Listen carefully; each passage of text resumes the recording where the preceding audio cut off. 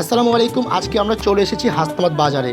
নরসিংদী রায়পুরের একবারে পাশে শীতের হালকা আমেজ পড়েছে, আর সেই সঙ্গে পিঠার সুবাসে 4-5টা মাতোয়ারা।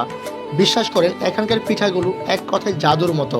আমরা খেয়েছিলাম চিতল পিঠা, আর ও মাই গড, এক কথায় অসাধারণ ছিল পিঠাগুলো।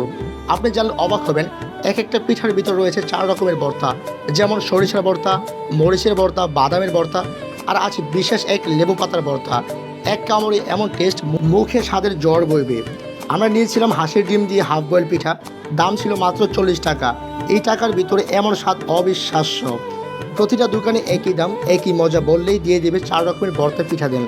ভাই ওইখানে গিয়ে অবশ্যই বলবেন ওই সরিষা, মরিচ, বাদাম আর লেবু পাতার ভর্তা দেন। তো আপনারা যারা আশেপাশে আছেন, একদিন না গেলে মিস করবেন অনেক বড় কিছু। হাসনাবাদ সড়কে ঢুকতেই পাবেন সারি সারি পিঠার দোকান, আর প্রতিটা দোকানে অপেক্ষা করছে এক একটা স্বাদের গল্প। দেন কেমন লাগলো আজকের এই ভিডিওটা কমেন্টে জানাও, আর যদি তুমি পিঠা লাভার হয়ে থাকো একটা লাইক দিও।